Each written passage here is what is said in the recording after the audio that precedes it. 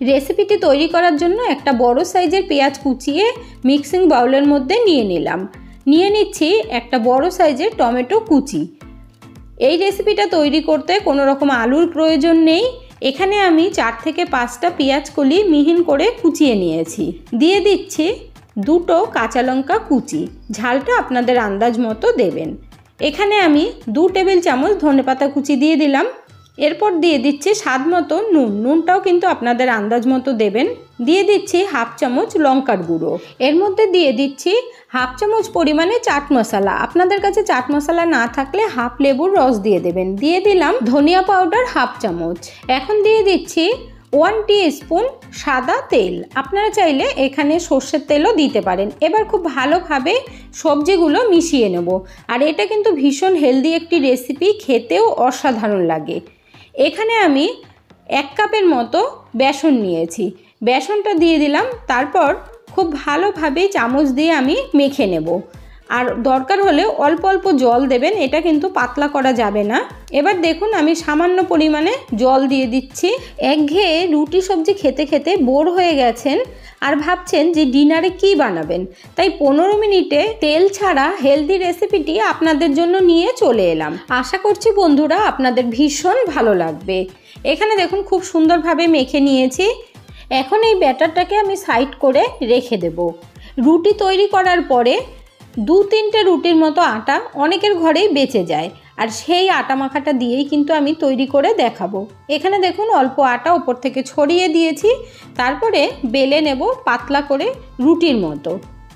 Sorry বন্ধুরা, আমি তো আপনাদেরকে মনে করাতেই ভুলে গেছি যে আজকের রেসিপিটা আপনাদের যদি ভালো লেগে থাকে বন্ধুরা, তাহলে আমার চ্যানেলটিকে অবশ্যই সাবস্ক্রাইব করবেন, পাশে থাকা বেল আইকনটি দাবিয়ে দেবেন, সবার সাথে শেয়ার করবেন, একটা লাইক করতে ভুলবেন না কিন্তু। আপনারা ডিনারের জন্য যদি তৈরি করতে চান তাহলে সাথে সাথে আটা মেখেও তৈরি করতে পারবেন।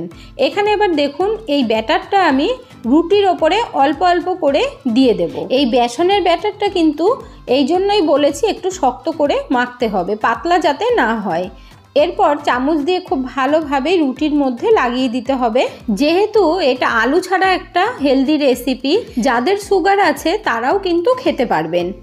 এখানে দেখুন পুরো রুটির মধ্যে লাগিয়ে দিয়েছি। এবার আমি আস্তে আস্তে করে রুটিটাকে ফোল্ড করে নেব। আমার যেসব বন্ধুরা নিরামিষ খেতে পছন্দ করেন তারা কিন্তু পেঁয়াজ পাতার পেঁয়াজটাই স্কিপ করে দেবেন, তার বদলে বাঁধাকপিও দিতে পারেন, যেহেতু সবজি দিয়ে তৈরি করা হয়েছে। এবার দেখুন এই 2 সাইডে মুখটা কিন্তু আটকে দিতে হবে। তারপর আস্তে করে ফোল্ড করে দিচ্ছি। পুরো রুটিটা ফোল্ড করে নেবার পরে দেখুন 2 সাইডে আবারও মুখটা বন্ধ করে দিচ্ছি।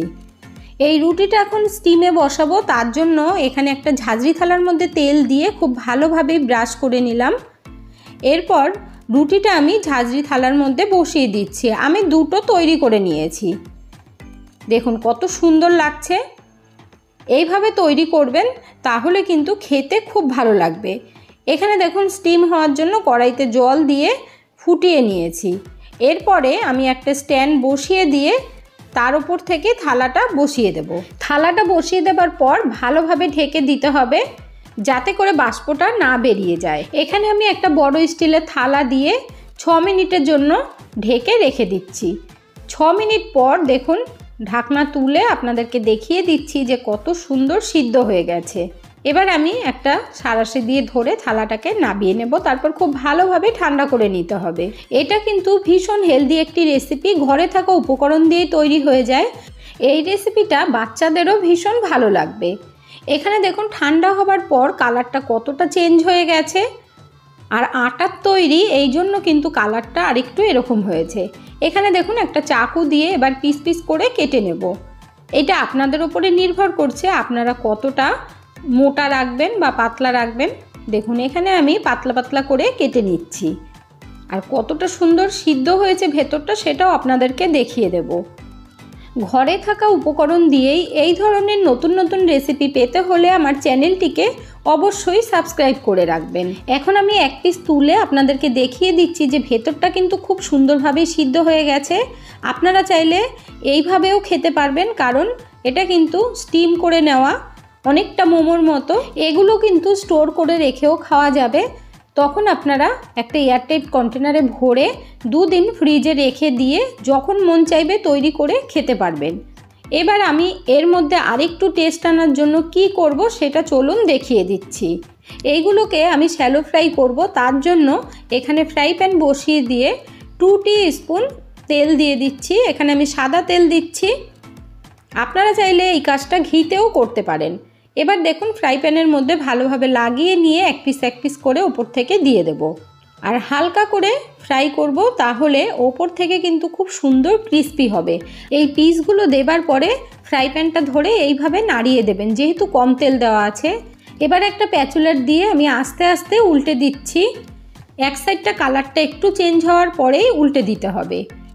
এখন তো অনেকেই আছেন যে তেল খাওয়া একদমই পছন্দ করেন না, তারা কিন্তু এইভাবে তৈরি করে খেতে পারেন, কিংবা বয়েল করার পরেও খেতে পারবেন।